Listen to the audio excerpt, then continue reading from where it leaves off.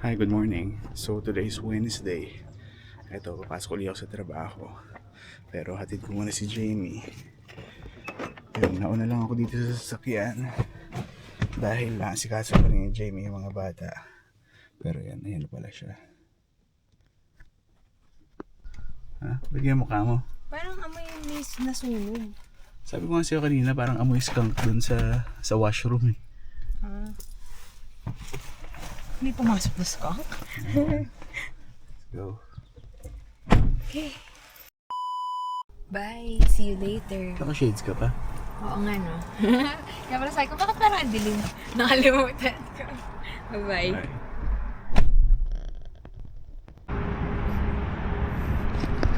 Ayan, so naka-lunch break lang tayo ngayon. Mapapansin nyo, medyo makulimlim ngayon. Kasi aside from merong heat warning, meron ding air quality warning. So hindi ko alam kung bakit. Pero yan nga, medyo ramdam mo paghinga mo na parang iba nga. Kanina, nung sumakay si James sa sasakyan, nagtataka siya kung bakit nila ko yung camera mo. Pero siguro, ano lang, parang gusto ko lang na to get out of my chest yung nararamdaman ko ngayon. Dahil sinabi ko na kay Jamie kagabi, yan, tumawid lang tayo sandali. Kasi actually, sinabi ko nito kay Jamie kagabi. Pero madaling araw na yun eh, kaya siguro hindi na masyado nag-sink in sa kanya. Kasi tinext ko nga yung kaibigan ko just to confirm kung ano na ba yung status ng ina-applyan ko. But unfortunately nga, parang may nakuha na raw sila na iba. Pero kwento ko sa inyo mamaya. Punta lang tayo dito sa may Dixie Park Center ulit. Hindi naman tayo kakain, pero gusto ko lang lumabas ng opisina para mag-iba lang yung environment.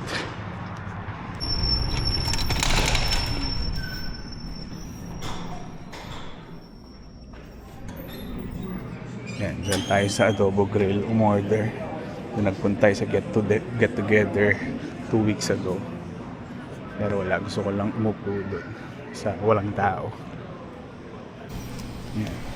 So, pulang tayo dito. Kaya siguro gusto ko rin gawin tong video na to, no? Dahil before may mga nagtatanong na nga kung kamusta na ba raw yung OINP, kamusta na ba raw yung application namin. So yung short answer is wala pa kaming application kasi hindi pa nga kami nakakatanggap ng ITA. And as of now, yung OINP kasi parang hindi pa kompleto yung mga changes na ginagawa nila. So as of now, as of May 30, parang wala pang OINP. Although naglabas sila recently ng mga guidelines, pero anong na siya, parang kulang pa. Andun lang yung mga general guidelines about dun sa mga qualification. Like kapag naging international student ka, ilang months ba ng work experience yung kailangan mo, kung foreign worker yung equivalent ng application mo before, ilang years of work experience yung kailangan mo para mag-qualify ka. And nandun din yung mga requirements naman about dun sa English proficiency. Pero kasi yung mga nilabas nga nila na yung mga guidelines, parang in our case, parang wala naman siyang masyadong effect. Parang more or less kasi pareho lang siya dun sa before. Siguro yung mga konting changes lang is like kunyari yung sa English test. Kasi before basta mag-exam ka, kapag mababa yung makuha mong grades, syempre mababa rin yung corresponding score. Pero right now parang nilagyan ata nila ng baseline na kailangan maka CLB 6 ka bago ka ma-qualify dun sa program. Pero since relatively okay naman yung score natin sa CELPIP natin, kaya hindi ko masyado iniisip yun. Pero ang kulang siguro dun sa guidelines na sila nila is yung paano yung magiging point system, and more importantly is kung paano sila mag-draw. Kasi before na score wise parang okay naman tayo, pero yung mga draws nga nila parang nagiging targeted siya based pa rin sa location. So hindi ko alam kung paano ba yung magiging scoring system ngayon, kung bibigyan na lang ba nilang score yung location or magkakaroon pa rin sila ng filter when it comes to sa pag-draw nila. Kasi kahit na mataas nga yung score natin, like sabi ko nga before, parang twice na dapat kami na nabigyan ng ITA, but unfortunately nga nakalagay doon na open close parenthesis na excluding GTA. Siguro may magsasabi rin sa inyo, no, bakit ba hindi pa kami umaalis dito sa GTA o hindi pa kami gumagawa ng paraan. So hindi naman sa hindi kami gumagawa ng paraan. Actually, doon nga nanggagaling yung frustration ko ngayon. 2 weeks ago nga, di ba nagkaroon kami ng get together. All along, akala ko may ma-share na ako sa kanila na magandang balita. Pero during that time, wala pa. Kasi yun nga, kwento ko lang sa inyo. I think nabanggit ko na to before kasi meron nga akong kaibigan na late last year, lumipat sila sa Thunder Bay. And then, around January or February, parang nag-get in touch uli kami. And tinanong niya sa akin kung ano nga yung line of work ko rito, which sinabi ko nga na accounting bookkeeping. Nagkataon merong job opening dun sa pinagtrabuhan nga niya, yung nilipatan nga niya doon, which is a designated employer sa Thunder Bay nga. So, nirefer niya ako.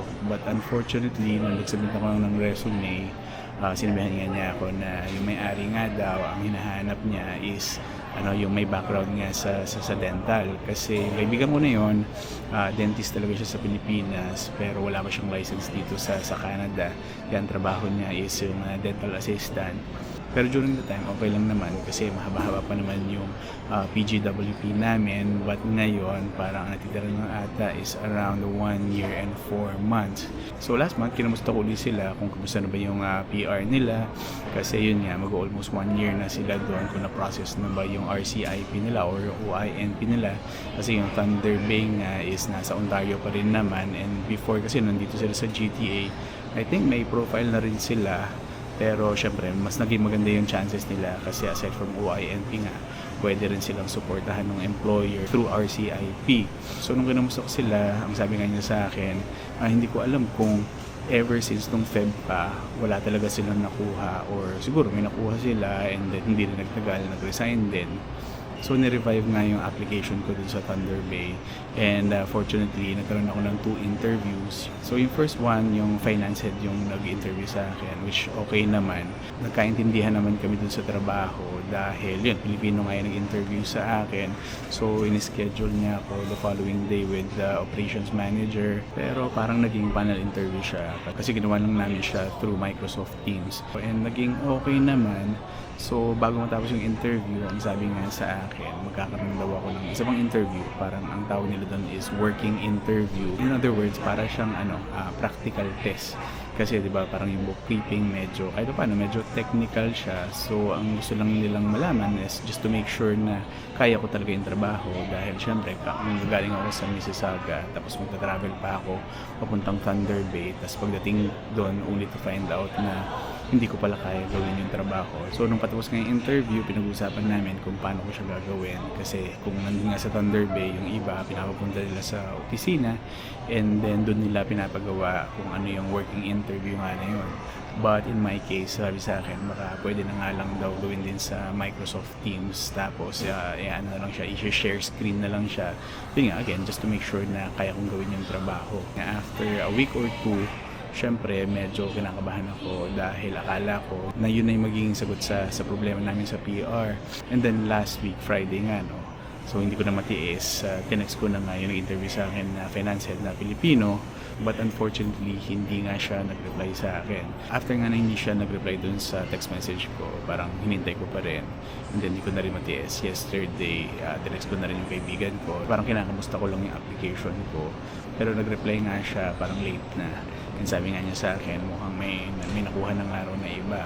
So yun, so nabasa ko siya mga around 2 a.m. na last night. And after that, yun nga, medyo hindi na nga ako nakatulog. Then kinuwento ko na nga kay Jamie. Pero yun nga, sabi ko nga kanina, baka hindi siya masyado nag-sink in sa kanya dahil madaling araw nga. Ayun, so doon nanggagaling yung disappointment ko, yung frustration ko na naman ngayon dahil akala ko parang okay na. Kasi sa mga interviews, yun yung pinaka challenging sa akin is kung paano ko aabot na mapatunayan sa kanila na kaya kong trabaho. So yung first 2 interviews, akala ko nalusutan ko na. Dahil dun nga sa working interview, medyo confident ako na at least mapapakita ko sa kanila na kaya ko talaga yung trabaho. Pero wala, ganun talaga. So kailangan natin mag-move on, mag-move forward. So as of now, ayun, magta-try na naman ulit tayo mag-apply. So tignan natin kung meron mga opportunities uli dito sa Ontario para yun nga, sabi ko kanina, parang dalawa yung pwede mong applyan, yung OINP tsaka yung RCIP. Pero kung wala talaga, actually nabanggit ko dun sa live namin before, may mga sumusupport sa channel nga natin na nag-message sa akin personally, like meron before na sinend niya sa akin yung link dun sa job opening sa company nila sa Saskatchewan, tapos yung isa naman sa Alberta. Pero hindi ko nga siya naging priority kasi parang sinabi ko nga dun sa live namin na ayoko naman na parang maging headless chicken na hindi ko alam kung ano yung pinapasok ko dahil meron lang nagsabi na may opening dito, pupunta ako doon without knowing kung ano ba, kung meron ba akong pathway doon. Pero again, hindi ko naman sinasara yung pinto ko na lumipat ng ibang probinsya. Pero as of now, siguro kailangan ko pa rin talaga pag-aralan kung ano yung magiging chances namin doon. Pero sana lang luwas na nga yung full guidelines nga dito sa na revamp na OINP para at least ma-gauge nga namin kung may chances pa ba kami rito. Although 1 year and 4 months, so yung iba magsasabi na mahaba pa yon, yung iba naman nagsasabi mabilis lang yung 1 year and 4 months. Pero as of the moment, yun nga, sinusuportahan nga ako ng company ko sa OINP. But again, yun nga, yung challenge nga is yung mabigyan ng ITA. Pero right now, syempre, sinusubukan ko pa rin na makahanap ng ibang work na outside GTA. Kasi nabanggit ko nga kanina na points-wise, parang okay naman. And since yung bagong guidelines nga nakalagay nga doon na kapag naging international student ka, in-extend kasi nila to 3 years na ang requirement lang is 3 months na work experience. So yung 3 months, mabilis lang naman yon. So hopefully, maging okay pa rin naman yung OINP for us. So yun lang, patapos na rin yung lunch break ko. So just in case na meron nga kayong alam na employer na nagsusupport ng PR, whether sa OINP or RCIP or even sa Atlantic via AIP, please feel free na lang na ilagay yung details sa comment section para matry lang kasi there's no harm in trying naman. Ayan, ganun pa rin. I think buong araw na itong ganito. So yun, pabalik na nga tayo sa trabaho. Then mamaya, after work, sunduin ko si Jamie. And then siguro sa bahay, tingnan natin, tanungin natin siya kung ano yung thoughts niya sa situation namin. Ayan, balik muna tayo.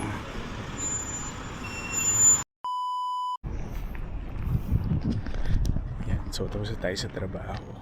Pero sabi nila, hanggang bukas pa raw ng umaga tong air quality warning.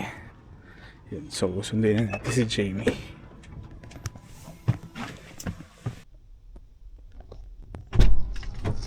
Hello? Si Madam. Yung tsura mo. Para kang Ko. wala lang, para kang stress. Oh. Andiyan kasi yung big boss eh. Ano, uwi na tayo? Hindi. Ano? Di ba magti-TNT tayo? Ah, okay. Ano ba bibili natin sa TNT? Ano nga ba yung bibili natin sa TNT? Basta may mabibili tayo sa TNT. Hindi ako nakabili ng tinapay pala. Okay, fine. Dapat dito na tayo bili? Bahala na. Sige, TNT. Okay. Yeah, so nandito kami sa TNT na Jamie. Hindi ko alam nung gustong bilhin nito. Pero kanina, sumaglit na kami dun sa Real Canadian Superstore. So bumili lang kami ng tinapay. Kasi madalas dun mura eh, no? Dito mahal yung tinapay. Doon, lahat na pa-price match mo. Dito Oh. kasi wala kang ma-price match. Gumagaling ka na sa price match eh. No? Thank you to Tita Ellie. Ito, tingin lang tayo kung ano pwede natin bilhin. Yung bangus mura. Ano? Ito? Pares ba yan? Oo, ito yun, binibili natin. $5.99. Oo, $7 yun eh. So, bibili na rin tayo madami. Kasi yan lagi yung binibreakfast ng magulang ko. It's either yung bangus or yung dito yung sticky rice. So, ngayon, bibili ulit kami ng marami.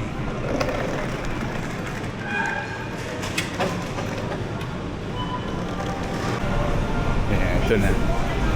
Ano? Sa kanila to. Ngayon? Huwag naman ngayon. Next time na.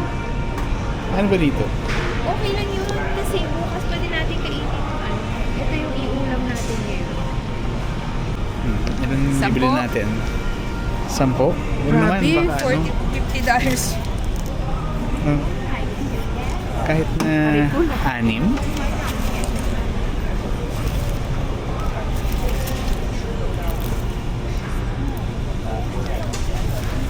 Tatlong red, tatlong green.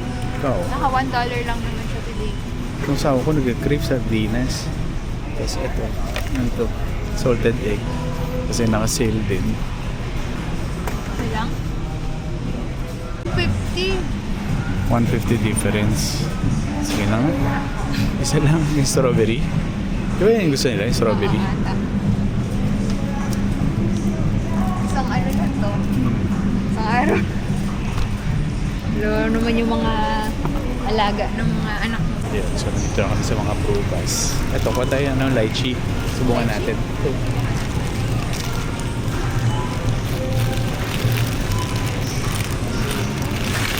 $8 per cherry. kilo. Eh? So lalabas isang ganyan baka mga $8-9. Ikaw. Laki. Ano, parang mas maganda nga ito. So na lang, try natin. Ito, mangustin naman. Kahapon kasi dun sa, nagpunta tayong Vitras meron Matigas mangustin na. dun. Of course, ano na yun, naka-sale na siya. Pero sobrang tigas na. So baka hindi na siya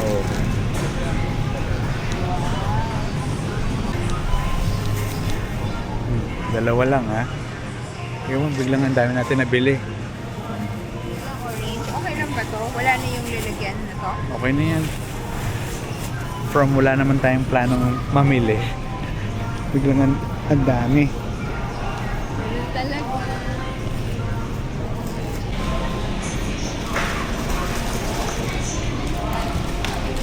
Malalim din. Yan. Ito na yung mga pinamili namin. Meron Si ba tayong Jamie, free? binigyan pa ng free bag. Eh, may Dahil promo sa- pa sila. Dahil sa Kapag nag-spend gumastos pa ka tayo ng ng gumastos ng $58 58, plus. meron daw sticker. Tapos kapag nakalima ka, ano yung free? Yung milk tea nila dito. Masarap daw yung bubble tea dito. Basta may isang treat doon. Okay, uwi na tayo dahil gutom na gutom na. Tsaka ang ano no, ang gloomy ng air na yun. Oh, hanggang bukas pa rin yun, mga around 6 a.m.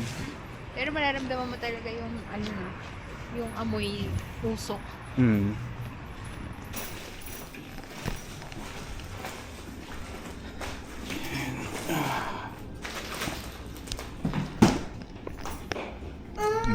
First meal of the day. So ito yung ulam namin. Tawag dito?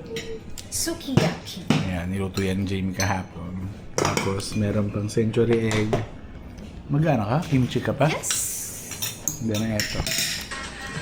Munggo.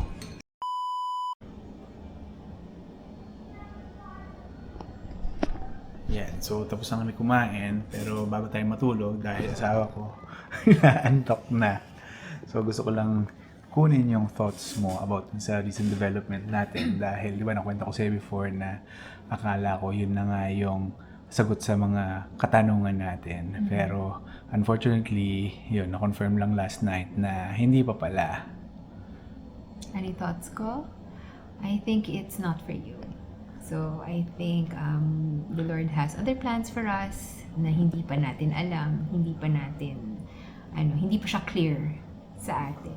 Diba? Pero, yun nga, alam ko parang it's in this season na yung pinakamahirap na pinagdadaanan natin kasi hindi sinasagot yung prayers natin, remember? So, hindi sinasagot, pero hindi pa sinasagot. So, I don't think this is the right time na sagutin niya yung prayers natin. Malay mo, in the next few weeks, in the next few months, mas maging clear kung ano yung para sa atin. Diba? So, we just have to hang on, look for other options again, look for other pathways, look for other things na would bring us towards yung dream natin na maging PR.